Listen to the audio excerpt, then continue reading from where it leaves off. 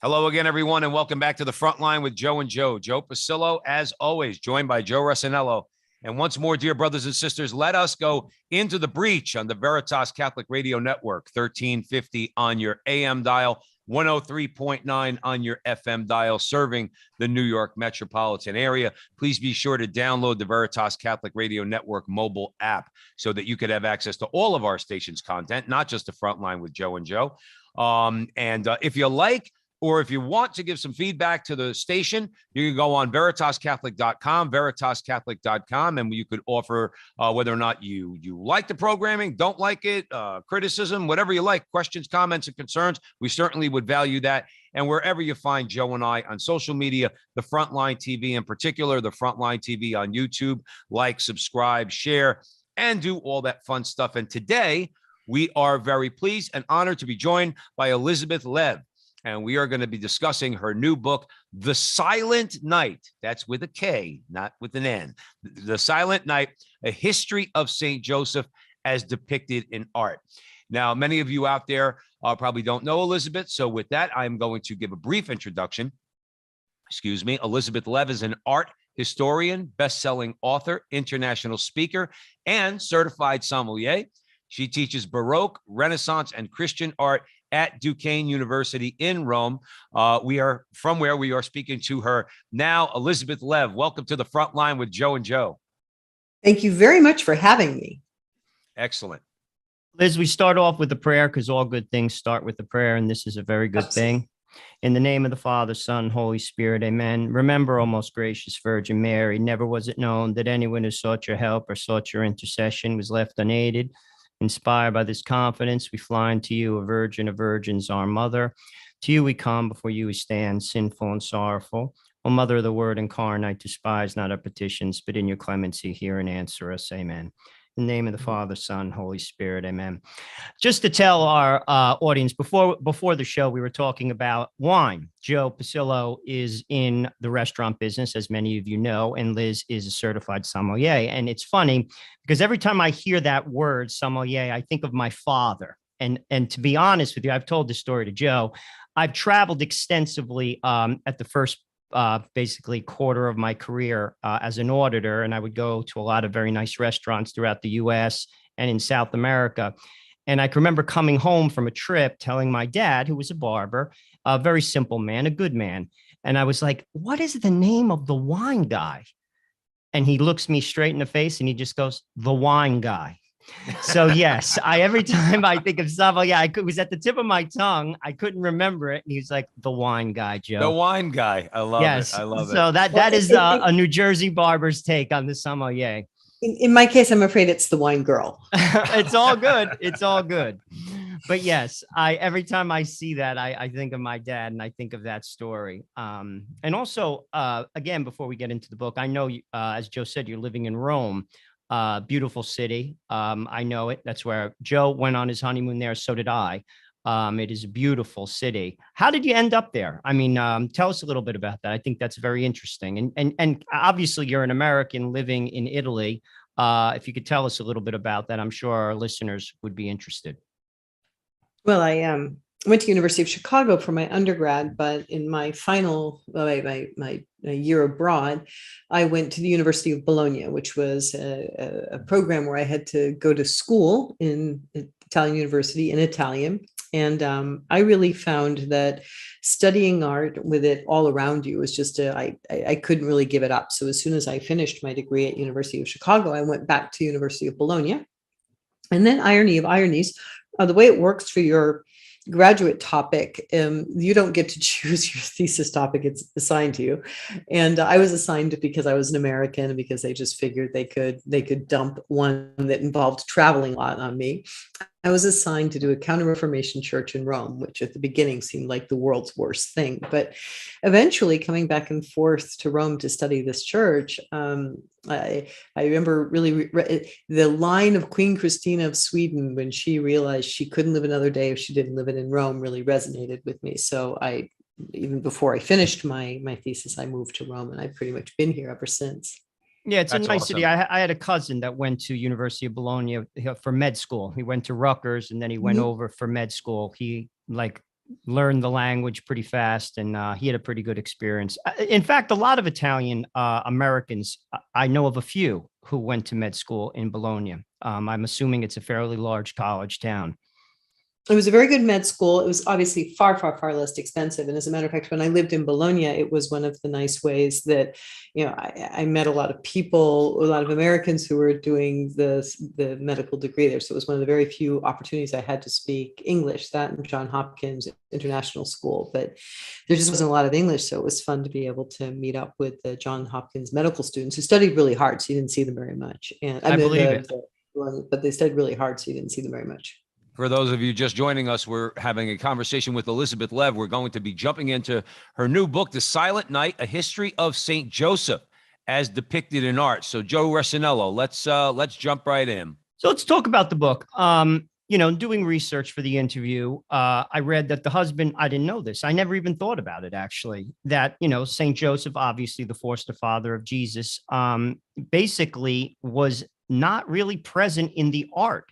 The visual representation, throughout, what is it, the first century. Could you talk, why do you think that was? So the Christian art is kind of slow off the mark. We don't really see a lot of art, and Christians don't really start producing art until maybe the very end of the 2nd century, the beginning of the 3rd century. And when they start, they have a very limited list of things that they show. And to be sure, St. Joseph is not among them. And it could simply be a choice, except for the fact they use a fair amount of images of both the Nativity and the Adoration of the Magi, where one would expect to see St. Joseph, and he's not there. And this has to do with the fact that in the very beginning, especially as the Christians are trying to evangelize the Gentiles, the Romans, the Greeks, who are very accustomed to these sort of, licentious gods running around impregnating fair maidens all the time. They really wanted to emphasize the chastity of the Blessed Virgin, and they really wanted to emphasize the divine paternity of Christ. And for that reason, Joseph kind of stood off to the sidelines and allowed this teaching to come forth and really be ingrained into the society. So he was completely left out in order to underscore and emphasize these most important elements of both Mary and Jesus. It's funny. Please, Joe. No, I was gonna say, so then your book is chronicling the rise of, let's say, the iconography of Saint Joseph through, let's call them what they are, masterpieces by some of history's greatest artists. So what I'd love to ask you first, out of curiosity, is, do you yourself have a devotion to Saint Joseph? My devotion to Saint Joseph came while I was writing this book. It started out with a request. So it started out with Pope Francis, who came up with the wonderful idea of having a year of Saint Joseph. If you remember at the very beginning, during his very first Mass, when he was consecrated his inaugural Mass as Pope, it was on the feast day of Saint Joseph. And he gave a very beautiful homily back in, was it now 2008, on Saint Joseph on that day. And so already there was a kind of, it was very, I remember being there on that day. I was with the film crews and watching kind of these, hard-boiled, mainstream media people being very moved by the way he spoke about Joseph. And that kind of stuck with me. And then in the middle of the pandemic, when he declared the year of St. Joseph and really wrote this magnificent letter, Patris Corde, is a beautiful piece of writing, really makes us think about Joseph in an extremely modern way. And then the Sacred Art Journal and Duncan Stroik said, would you, write us an article on St. Joseph? And when I went to try to make a decision about what pieces to write on and just kind of started following that rabbit hole, I realized that there were so many images of Joseph. And so I wrote it out as a kind of a series to kind of explore how much, sort of explore and see if I could organize these images. But when it came time to write this book and really be thinking about the great saints and their devotion to St. Joseph, how St. Joseph has just addressed such a variety of things, and his kind of extraordinary way of being a little guy in a big thing, and the way that he navigates that, my greatest gift of this book is really forming my own devotion to St. Joseph. I love it. I mean, being an Italian American, both obviously both our names are Joe. I was about Joseph to say. has, played a very large role in my family. There's a lot of Joes, but that's very typical of Italian families, at least in the Northeast. Pastries, St. Joseph's pastries on the 19th. Ever since I was a little boy, I carry on They're that. good. They're very good. I carry on that tradition, with my children. I mean, as my faith has progressed, I'm a 51-year-old man. I mean, I've been Catholic my whole life. I've grown to appreciate Joseph more. I've also grown to appreciate the little way more. Joseph did the little things and he did them well. And he was faithful and he was obedient and he was in the background. And ultimately, I think that's the way to Christ. When we get in front of Christ, we screw it up. Joseph never did that. He, like you said, he was a small character in it, but his role was huge. And I love the fact that Pope Francis had a year of Joseph. We've talked to Don Calloway about his book as well. And I really think it's a spirituality that Catholics, if they really meditate upon, will lead them to Christ. In many ways, I think, but now I know I wrote the book because as I began to realize how many crises in the history of the church have been addressed by calling on Saint Joseph, and with a resulting change in his iconography. So we see new images of Joseph depending on the crisis that the church is facing. It really occurred to me that Saint Joseph, if you look at his track record, he is very much a saint for our times. He's a saint for our times in myriad ways. So, everything from the crisis in fatherhood, sort of the question of, the dignity of work. Even as we ask ourselves, he was there for the question of, is it consummation or consent that makes marriage? We are even, more complicated questions about, what makes a man. And I think Joseph really is a figure who should be invoked more. And again, it was very, very significant that the Holy Father put forward this opportunity for us to think about how we can ask Saint Joseph to guide us through the minds of this particular era, which are numerous and insidious. Yeah, absolutely. I mean, I would emphasize to our audience, and remember, we are speaking with Elizabeth Lev. We were discussing The Silent Night, a history of Saint Joseph as depicted in art. What struck me about what you just said, Liz, is that people might think we're having this conversation, and it's kind of like this sentimental conversation about this great saint, the foster father of Jesus. No, it pertains to what we're dealing with in the modern world. As you just said, remember, one of the titles of, obviously, this, one of the titles of St. Joseph is patron of fathers and workers. If you want to talk about two of the biggest problems in the world right now, is fatherhood and the way workers are treated, okay, all across the world. That's why we're talking about St. Joseph, and also about art depicting St. Joseph. So let me, I had a question.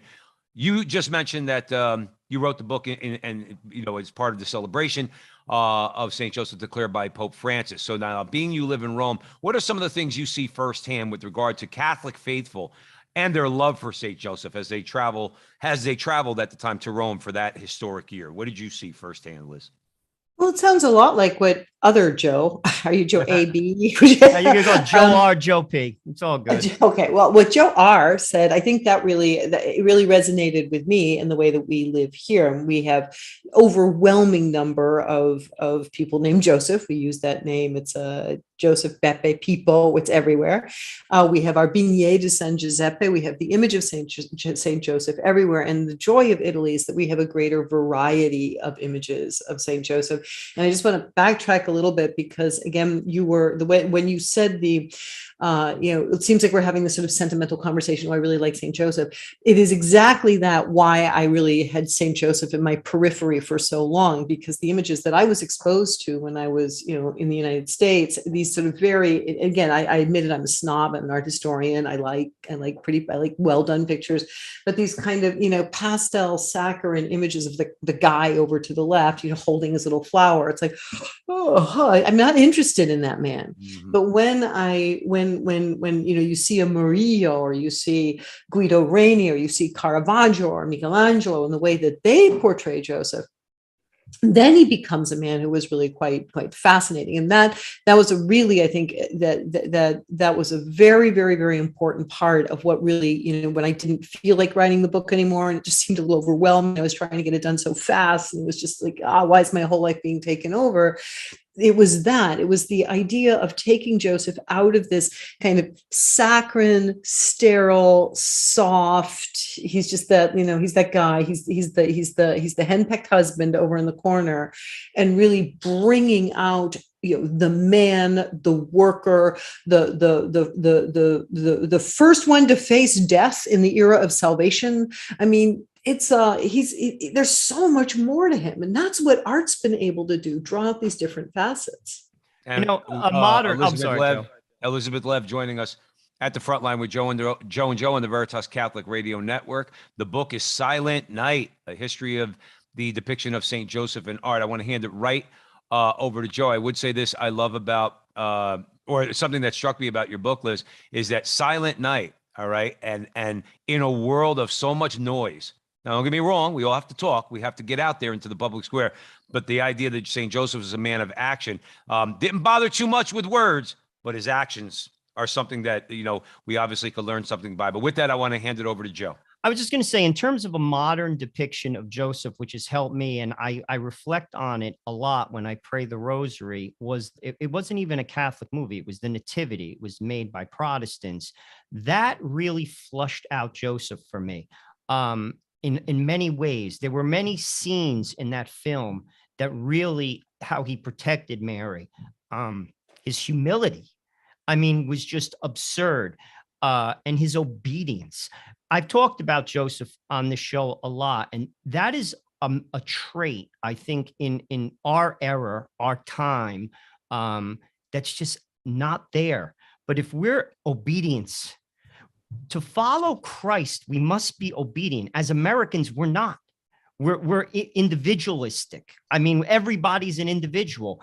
That's not the path to heaven. The path to heaven is to be obedient to God's will. My will, I always say, the theme song in hell is "I did it my way." They're singing that in hell.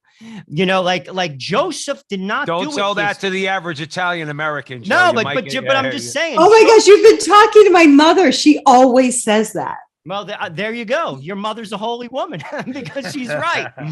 like God, Joseph did it God's way, and it didn't go according to his plan. But it was the right plan, and it was the right way. And I can't overemphasize that and why he's so important. I just want to hear your take on it. Because, you're looking at it from a completely different perspective. I did take an art history course in college, but obviously my breadth of knowledge isn't that of yours. But from that movie, I did get a lot out of it, and I pray on it.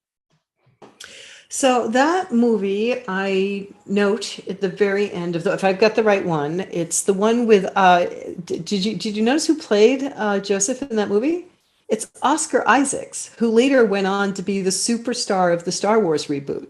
Oh, I did not know that. He's so hot right now. Oh, yeah. And he started out as Joseph. And I remember seeing that movie in the cinemas back in 2000, whatever it was. And actually, I think there was some sort of, I think I saw it here in Rome. And I think there was they were doing some sort of screening here in Rome of the movie. And I was really struck by this he was unknown, Oscar Isaac. Now, he's the hot, handsome guy. But I was really struck by what a sort of handsome, virile, strong, protective Joseph. It was a really great image of Joseph that they projected in the film. So I actually really did. I agree with you. I think it's a very, very good modern way of showing Joseph.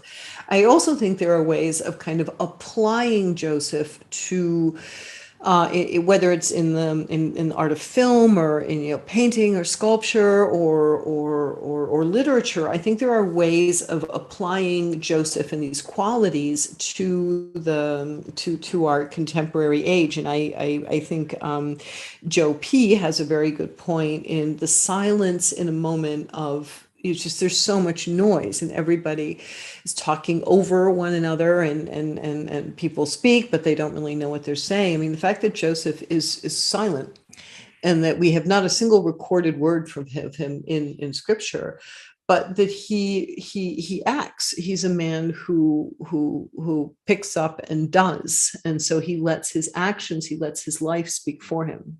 And I think it also makes him very elastic as a figure. He's able to have all these facets because his words don't trap him into a single identity.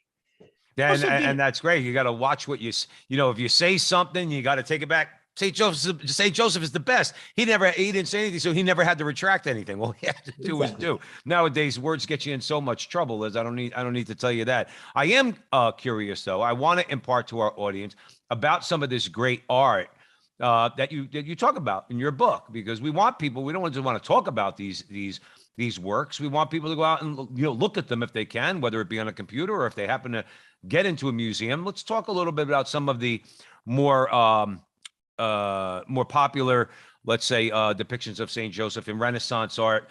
Raphael, Michelangelo, you mentioned before, Caravaggio, El Greco. What are some of the more representative works that we're talking about?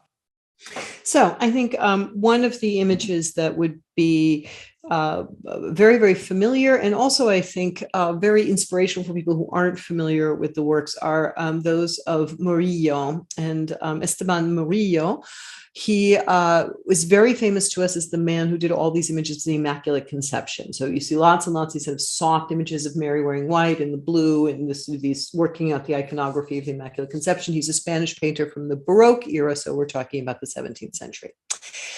But what, again, amazing things I found out while I was working on this. He painted a ton of St. Josephs. So I've always been knew about all his Marys, and I've done all this sort of work on his Immaculate Conception. It turns out he does all of these Josephs, and his Josephs are amazing. They draw on the spirituality of Geronimo Gracian, who was one of the spiritual directors of Teresa of Avila. So we move into that Carmelite circle that's very, very, very devoted to Joseph. And he talks about how Joseph, more than anybody else, would have resembled Jesus. And so Murillo's images of Joseph are amazing. He's standing there with this, it looks like, it honestly looks like today Joseph will be played by Chris Hemsworth. And so he's got this long dark hair, this strong jaw, gazing off into the distance. Jesus holds on to him, he's clinging to his foster father for protection. So these are really, really stunning images. Or the Holy Family with a little bird, also by Murillo, which is not a tall painting, but more of a wide painting, where you see the Holy Family in the studio, in the atelier of Joseph. Mary's spinning in the corner. Jesus is playing with Joseph, has taken a moment away, and they're playing with a little bird. I mean, these are beautiful, beautiful. I did not know that was a Murillo. I'm sorry to interrupt. My wife has it here in our home, and I swear we just moved, so I have to find it. It's probably in one of the boxes still that we haven't unpacked, but we have that. And you know what? When I pray the rosary, I can't believe you're saying this. I look at it all the time and I think, wow, that's really kind of interesting. Like you said, it's like Mary's in the corner spinning. It looks like every other family. And St. Joseph, like you said, looks very, very strong. I had no idea.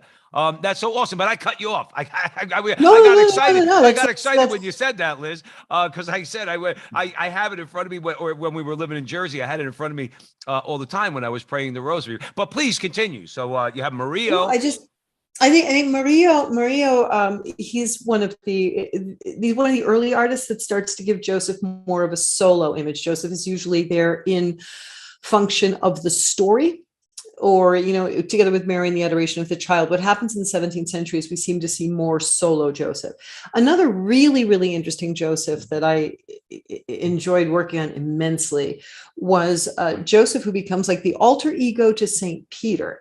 So you see lots and lots of images, basically starting in the 1400s, where Joseph wears blue and yellow, which are the traditional colors of Saint Peter. Open up any painting of Saint Peter, and Peter wears a blue robe with a yellow the blue and yellow combination of his Why robe. is that? Just out of curiosity. I never knew that. Well, it turns out the reason the source of this comes from the late 14th century, which is not going to mean anything to most everybody until we start putting what happened during the 14th century. The popes moved to Avignon. So the papacy abandons its traditional seat in Rome, the See of Peter. It abandons Rome. It goes to live in France for 70 years. And then when finally Catherine of Siena manages to persuade the Pope to return to Rome, he dies. And the cardinals elect one pope, then they, leave the Vatican, they, go a couple miles away and they elect another pope. And then the church gets together and has a council and decides to elect a third pope. And you're entering into the 15th century with, three different popes who are all, refusing to back down or listen to reason. And so you have a lack of care for the church, i.e., the people of the church have been abandoned physically by the Pope who left, and now they're just being tossed around like a toy or a prize between these three contending popes. And in come a series of very, very important figures, including Jean Gerson, who was the Chancellor of Paris, and another Friar Oliva, who was a Franciscan, who start to put forth the idea of what should a pope be like. We know the Pope is the successor of St. Peter, but what should a pope be like? What's a model for the papacy? When the Pope is being the Pope, what should he be looking at? And they start to say it's St. Joseph, because St. Joseph was a true careful, loving, protective husband to his bride. So the Pope should be a protective, loving, sacrificing husband to the church. And so there's this spate of images where Joseph looks just like Peter. That's interesting. That's I really interesting, and did not know that at all. So I mean, when you think about the art, it's like.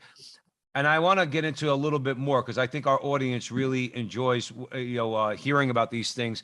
Liz, we have a couple minutes left. Can you maybe give us one more, let's say, another representative example of let's say, from whenever, Renaissance? So Raphael has a very, very, very handsome young Joseph. Actually, he does many different images of Joseph. He does a very famous Marriage of the Virgin. But I'm thinking in terms of a beautiful little round painting, which was meant to be for someone's house. It's called Holy Family with Palm. And you see Joseph, his hair is just beginning to be tinged with gray. And he and Mary are leaning together. As he looks at Jesus, Mary looks at Joseph. And it's a wonderful, wonderful image of family. Excellent. So if you're just joining us here at the front line with Joe and Joe Pasillo, Joe Rossinello, we're being joined by Elizabeth Lev, and we were speaking about The Silent Night, a history of St. Joseph as depicted in art. Before we go to the break, Liz, where can people buy your book and learn more about you and what you do? Well, I have a website, elizabeth-lev.com, and you'll be able to keep up with my work there. And the book is available from Amazon, Sophia Institute Press, and Barnes & Noble. Awesome. But as I say, don't get mad at me. Don't get mad at me, Liz, for saying it on the show. Don't buy the book on Amazon. Go buy go buy the book from the publisher. That's what we want. Sophia Institute Press. We need to support our Catholic publishers, okay? Our authors and our publishers. So it is available on Amazon. If you happen to be buying 10 things already, add Liz's book onto the list, okay? But if you're buying the book by itself, please go to Sophia Institute Press. Let's take a quick break, Liz. And we're going to be coming right back here at the front line with Joe and Joe on the Veritas Catholic Radio Network, 1350 on your AM dial, 103.9 on your FM dial, serving the New York metropolitan area. Again, we are having a great conversation with Elizabeth Lev about her new book, The Silent Night, a history of St. Joseph as depicted in art. So stick around. We have another segment. We'll be right back.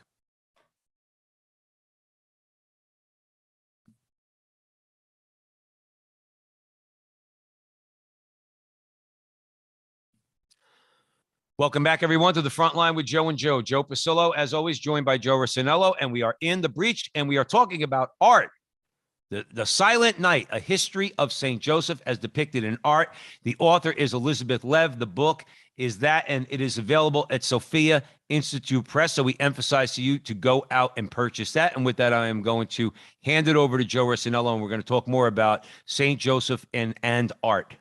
Liz, could you basically break down how you structured the book with regard to, history, spirituality, controversy of the different ages that the art was produced? I think that's very unique with regard to this particular book. Actually, that's a really great question, and I appreciate it a lot because it comes to the structure of creating something like this, which added a lot of challenges. So it's fundamentally chronological. I'm a big fan of keeping things in chronological order. And my students don't like that because it means they have to learn dates, but I think they help. So it's fundamentally a kind of a chronology of how Joseph changes. But as we move into the sort of thick of Josephine imagery, 1400s, 1500s, 1600s, there's just an intensification. So they start to overlap, at which point the book divides up into sections regarding kind of the spirituality or the specific devotional facet that Joseph is addressing. So the book is kind of following, let's say it was on a track, it's following just a track, which is chronology. It ends up with our, present age, but kind of the conductors who are taking us along are they're saints for the most part, and a few very significant people who were important in the development of Josephine devotion. And then the stops tend to be historical. Turns out the stops tend to be historical events or historical moments in the history of the church. So one of the things, and this is what I love about art history, this is why I'm an art historian, this is what makes me think art history is such an incredible field, is that art allows us to look at history, and it allows to look at the people who shape history, but it allows us to do it in a way that's very beautiful and sort of soothing. It takes us by the hand and allows us to look at very difficult periods, and at the same time that we're looking at moments when it seems like the church is in a terrible state. For example, again, as I was talking about before, when we had 3 popes and this almost loss of a sense of what it means to be pope, art helps us to always sort of look towards the positive end, that there's the bigger picture, and it gives us hope. So it's far more than you probably wanted, but I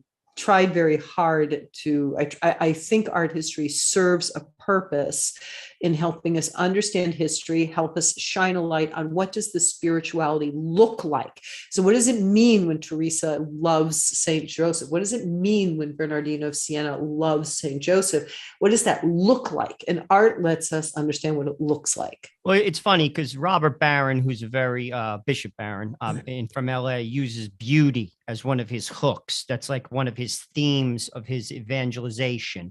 Every time he writes something, he usually puts a famous piece of art. Beauty appeals to people. It's like music. You could disagree politically, but you could put music on and you could all say, yes, that is beautiful. Art is similar to that. It's a unifier. I think Bishop Barron is very wise in doing that. It's a common thread amongst people.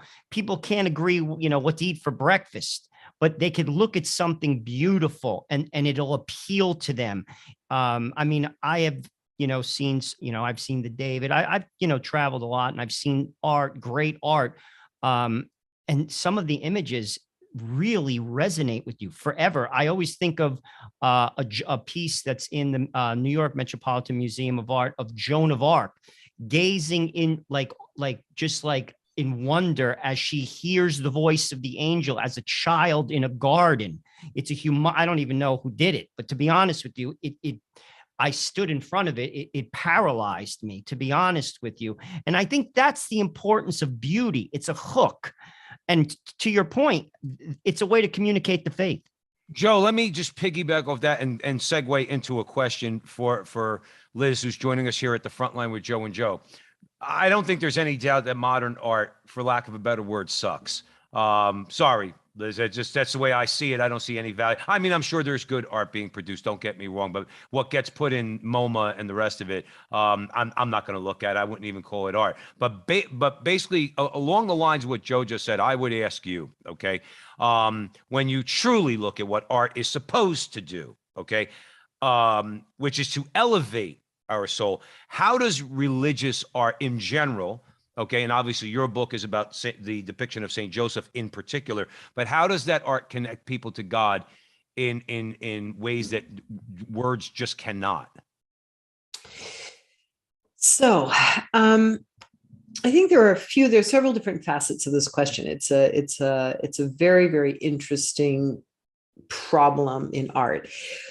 Beauty is a very important part of art, and yes, it is a hook.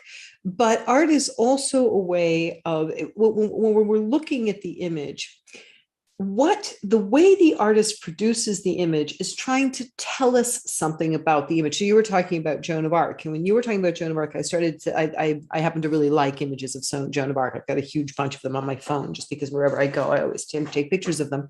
And what I find really interesting is, what is the artist trying to say? So there's some images of Joan of Arc that have to do with the moment that they're trying to rehabilitate Joan of Arc. So they make all these images of Joan of Arc. Then there's the moment when France decides to stay Catholic at the beginning of the 20th, at the end of the 19th, beginning of the 20th century. They make these images to kind of, we are French and we are Catholic and we love Joan of Arc. So the other thing that or sometimes Joan of Arc is an image that's given to a young girl to kind of encourage her. So these types of images, the artist, it's a form of communication. Art is a form of communication, and they're trying to tell you something when they produce. Every choice an artist makes is a choice to help us, or to direct our gaze in a very specific way so that we receive a certain kind of message. And so that is really religious art. It points towards the artist is working towards involving us in some way, or communicating to us in some way, either the stories of the faith or the models that we can hold up beforehand, or in the case of Baroque art, for example, what you see in St. Peter's, that sense of awe and amazement and wonder that we have before God and His creation. And it was funny, I was just giving a talk on this in Cincinnati, I think 2 nights ago, and one of the things I really wanted to say, I mean, my whole point of the talk was that really what religious art, I tend to feel, is its main job is praise. Its main job is to remind us. So when you say that modern art is that contemporary art sucks, I mean, I think what you're responding to, and I feel this way. I went to see this big show that was in the Art Institute of Chicago, and it was just these very kind of bold letters against a white background, sort of yelling at me. I just felt like I was being yelled at the whole entire exhibition. I'm like, these big letters, like, talking about you, talking about me, talking about us, I think was the name of the show. And it was just very angsty. It had a lot to do with like body image. And, I remember I walked through room 3, and I was walking through the second room to the third room, and I said, "Oh, well, let me see. We've been yelled at about hair. Now we're going to be yelled at about weight." And I was like, and I walked in the next room, and it was exactly what I thought it was going to be. And I started laughing in the middle of the show because it was kind of predictable, and it's kind of yelling at you. And everybody turned around and looked at me like I was, I was clearly the most insensitive Philistine in the world. I'm like, you don't think this is funny? Like, you just paid money so people could come and laugh. Like, so you can be yelled at. So I think what I'm trying to say here is that what the contemporary art often does, because it doesn't like transcendental, it doesn't like to point beyond, it doesn't like to give you responsibilities. Great religious art makes you feel the responsibility of what it means to have been saved and what we owe our Savior. That they don't want to do any of that. So the kind of responsibility they want to give you is the problem of, there's too much garbage in the ocean, or you all know it's whatever contemporary concern we have that makes us feel like we're saving the world by getting upset about something that's very, very localized. And art like that which has this kind of yelling at you factor. We just get a lot of that. Whereas religious art, I really, first and foremost, it's meant not even to be, yelling at us, get to heaven, get to heaven. It's meant to remind us what a gift we have in our lives, in being redeemed, in being part of creation, in the fact that there was a creation, and the fact that God decided one day that he'd make some light and went from there. That's what it is. I think more and more as I go more and more through the years in the history of art, that really art is based on the Psalms. I mean, the sort of poetry of praise more than anything else. Let's for a second talk about my brother's an artist, just so you know. He has a master's of the fine arts. He lives out in Portland, Oregon, and I work in banking. Just to give you our Thanksgiving dinner. I mean, you're talking about two very different people. The beatnik and the banker. Yeah, basically. I mean, very Liz, different. We just came up with a title to a play. All right, well, let's make it the beatnik and the banker. But Joe, I'm sorry, I couldn't. No, it's okay. But I as much as I have no artistic ability, but I can appreciate art, and I find artists to be interesting. They have something to say about the culture. Really, I mean, even outside of religious art. And I think it's something, again, that people should pay attention to. Take a modern artist who got a lot of attention, like Basquiat. He was a Haitian. I think he was homeless at one time in his life. But I mean, he got a ton of recognition. He spoke something to the culture. I think people sometimes, especially nowadays, they gloss over art. They basically don't, like my brother says, to make a living as an artist. My brother works for the water company. I mean, he has a master's of the fine arts because he needs benefits. He's 1% of the 1% make it. But at the same time, artists speak to us in a way, they speak through a lens that most people don't see. And frankly, I think should pay attention to. I would agree. I think an enormous problem facing the modern era is the art for art's sake idea, that the expression of what the artist has to say not necessarily is important. Or I don't agree that everything an artist has to say is important. I don't. I think there are artists who do have important things to say. Artists who ask interesting questions. I think actually artists should spend less time telling us stuff and more asking us questions and inviting us to think more and to sort of enter into something more, instead of this kind of preaching from the installation or from the wall. But I find a lot of art is simply for the cleverness of making this or making that. A lot of it has a kind of an interesting idea. It's a fun little, so Jeff Koons's enormous balloon sculptures, it's cute. I mean, they're clever. I don't really see saying very much. And I suppose I suppose if you put me in front of it long enough, I could come up with an extrapolation of, the world is full of air, but really it's heavy. I mean, but it doesn't really say very much. It's just a kind of a really cool idea. And there's a lot of that in art. And then when you move to the other end of the spectrum, where you have art that's so incredibly subjective, it's about sort of the miserable state in which one person finds him or herself. Right. We're all miserable.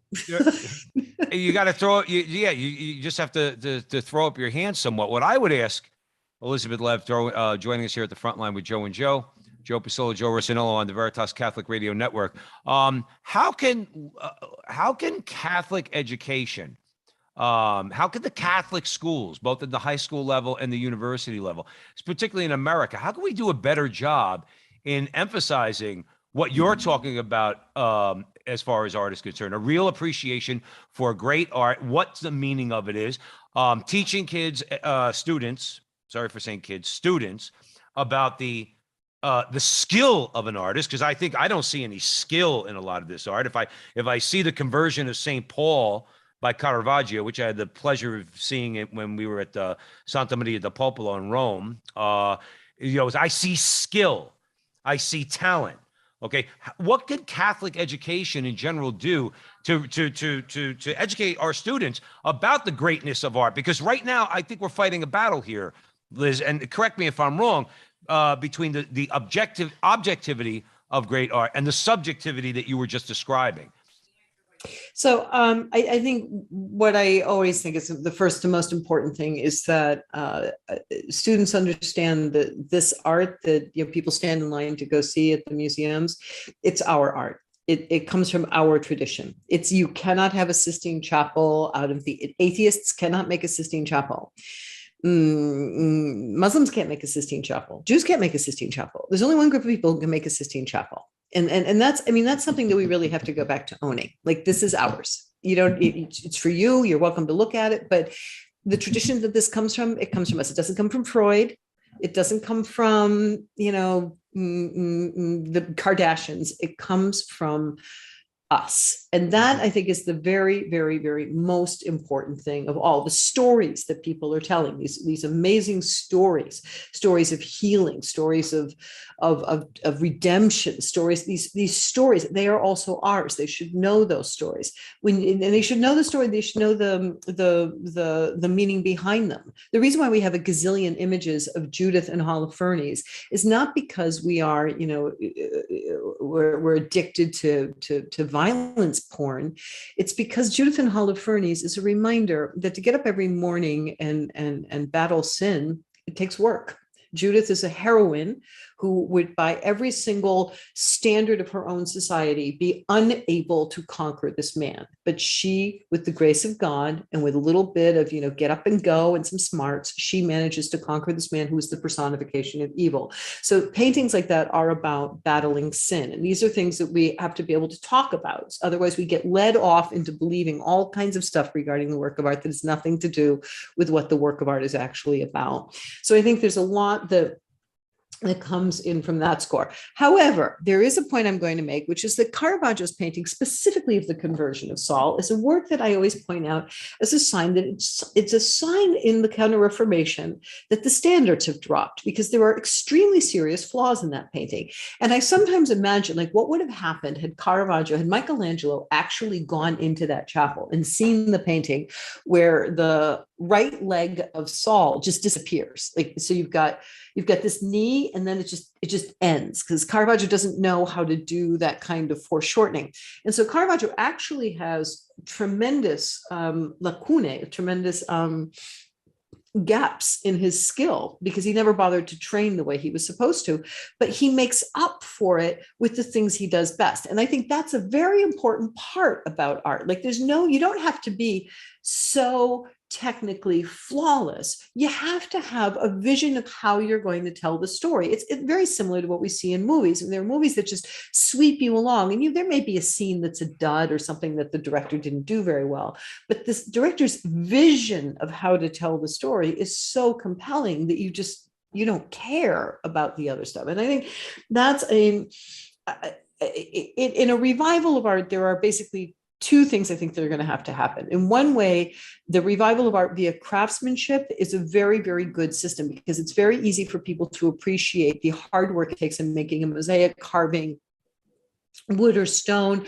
And people can appreciate that and can understand that and can translate that into the artist's sincere commitment to his subject matter. So craftsmanship, I think, is a very, very important part. But then there's also a need for great storytelling, creating understanding that the heroes of our church are icons. So you can take, there are photographers out there who take the biggest twit in the world. I'm all right. So I am probably in all kinds of trouble. No, that's okay. That's what our show's about. That's what we're all about here, Liz. So don't worry about that. So, oh yeah. Well, so you're really all right. Well, I'm just saying, it makes me really mad. That picture made me really mad. Was her name? Christine, the one who accused Kavanaugh, Christine Blasey, was that her name? Blasey Ford. Yeah. Blasey Ford. So they have this picture of her, and they took this picture of her. Her head is up. Here's the microphone. Everything's in back. And she looks like Joan of Arc. This picture, if you Google it, it's the picture that comes up the most. She looks like Joan of Arc, right? And they make this person who, leaving aside all the things I think about this person, but they make this person who, completely completely objectively, you cannot compare this woman to Joan of Arc. She looks like, the most heroic, brave, magnificent person because of that photograph. But when we canonize one of these saints who, personally carried women out of human trafficking across the desert, what do we put up in front of St. Peter's? The worst lame passport photo known to man. Like, that's, you look at this like poor nun, I would never be anywhere near that person. And if she came to me in a dark alley, I'd run in the other direction. So why can't we make works of art? Why don't we just start with something simple? Why don't we make beautiful, iconic works of our heroes who are real heroes?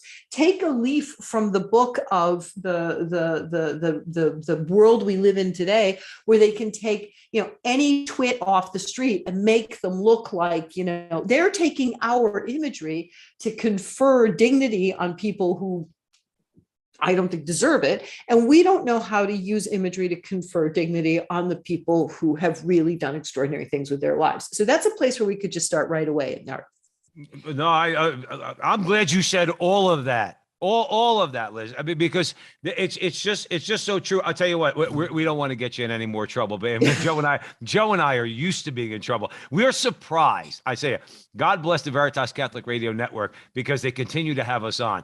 So most of our interviews, we toe that line. Once in a while, we approach an edge that we don't know. We hope not to go beyond. But what you said was true. Okay, what you said is absolutely true. I don't want to see. Here, I'll get myself in trouble. Okay, George Floyd is not Jesus. I don't want to see him depicted as Jesus. Okay, regardless of what the tragedy that happened to him, I don't want to see that. Like you said about Christy Blasey Ford, I don't want to see that. You're not Joan of Arc. You're nowhere near Joan of Arc. Go back to California and live your cushy life. Joan of Arc was burned at the stake as a teenager. Give me a break. Okay, I'm sorry. I'm not going to let the vein pop out of my head. Joe Rossinello, we have about 7 minutes left or so. So let's get Joseph. Elizabeth. But Pray for us. But in all honesty, you're talking about culture, reflecting culture. And obviously the church has always patronized art. I mean, popes have promoted it. Do we see that now? Do we see the church, like now? I mean, you're at the epicenter of the church, promoting artists, creating beautiful things. I mean, I work in New York City, and I look at some of the buildings sometimes, the carvings sometimes on the sides of buildings that were made maybe 100 years ago. They're beautiful. We don't see that now. A building comes up, it's just concrete, steel, glass. As a church, I mean, we have such a rich history. There's so many beautiful things to convey. Are we patronizing art? Maybe we are. I don't know about it. That's why I'm asking you.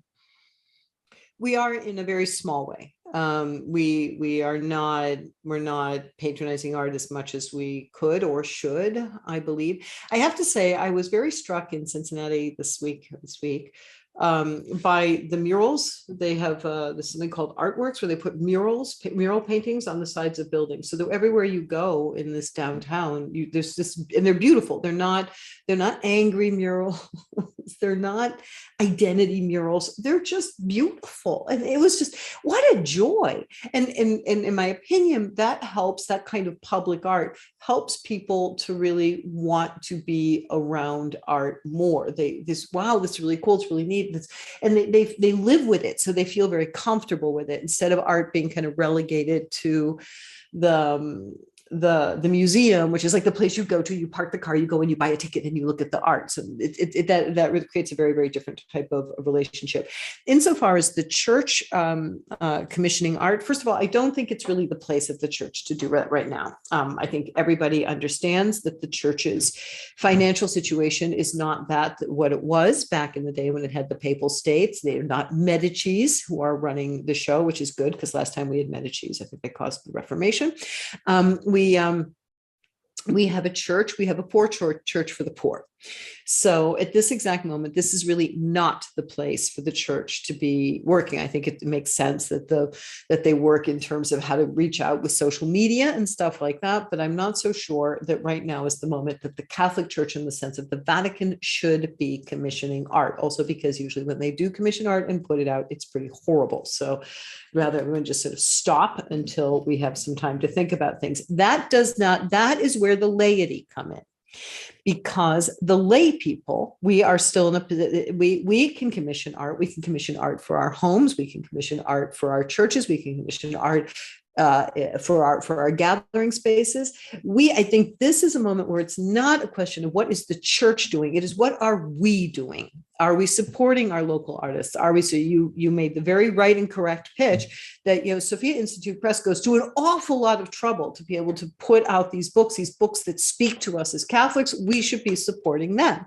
We have we have the power within ourselves to support artists and put them in places where other people can see them. And they don't all have to be pictures of people kneeling with big halos around their heads. We can just tell our stories in interesting ways and let other people come to us. That's how we did it before. Everybody comes to us to see our Madonna and Child because they're beautiful. Right. Because they create a world that other people want to be part of. Aren't we still part of that world? Don't we still believe in that world? Can we not have enough of an enchanted Catholic imagination to see beyond the grit, the grime, the Floyds, the Putins, the this and that and the other thing, and realize that we are part of something beautiful?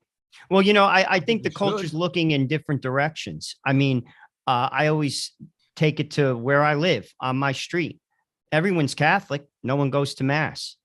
They're looking for beauty in Twitter. They're looking for beauty in Facebook. They're looking like our gaze is twisted as a society. I mean, if you look at the Middle Ages, like Christendom thrived. The church was the center of the community. Even in my town, the church, there used to be a rule, you could not build a structure higher than the church. No more. I mean, so the art, it's like politics. It's downstream from the culture. The culture's rancid. I mean, like, let's be honest. I mean, like, we're not gazing at the Madonna. We're gazing at Madonna. You know what I'm saying? I mean, and it's going to reflect in the art itself. It's going to reflect in the politics. It's going to reflect in the family. I do think, though, art is a way to bring people around. And it is something I think that Catholic education should focus on more, though. Well, Elizabeth Lev joining us here at the front line with Joe and Joe Pasillo, Joe Rossinello. We have about 2 minutes left. I'd love for you to comment on that and also finish by letting all of our audience members know where they could buy The Silent Night, A History of St. Joseph as depicted in art. But we have like about a minute and a half or so. Well, you're right. The culture is looking elsewhere, but it's looking. The culture, people are clearly looking for something. They're looking, yes, in all the wrong places, but it's because we're not offering them something to look at. They want to come look at the lines. The first thing that people are doing now, they can travel, they're all coming back to Europe to stand outside and wait to go into these incredible museums and look at these works of art, because these works of art fill them in some way. But it is up to us to articulate what they're looking for and what the work of art is actually providing, and to find new ways of saying that, we didn't feel this way only 400 years ago, 500 years ago. We feel this way about the world we live in now. We need to be able to project the joy of our stories. Think of everybody in the world watched that 1 minute section of the beginning of the Pixar movie Up, because in 1 minute, they showed you a life that, even with its tragedy and its disappointments, was so beautiful, everybody's reduced to tears. Everybody wants that. We should be able to put forward that that's what you're looking for, and we have it. Absolutely. And where can people buy the book? You can get it on Sophia Institute Press website. All right. And if you need to buy it on Amazon, you can. Okay, Joe and Joe will allow you to, but we'd really love for you to buy the book, The Silent Night, A History of St. Joseph, as depicted in art. Elizabeth Lev is the author. Thank you so much, Elizabeth, for joining us at the front line with Joe and Joe. Thank you all out there for joining us, on the Veritas Catholic Radio Network, spreading the Catholic truth to the New York City metropolitan area. 103.5 on your AM dial. 103.5 on your AM dial, 103.9 on your FM dial. Remember that if you'd like to support Joe and I, you could follow us at the front line TV on YouTube, The Frontline TV, and also at thefrontlinetv.com, thefrontlinetv.com. And remember, until the next time that our conversation is your conversation, and that conversation is going on everywhere, we will talk to you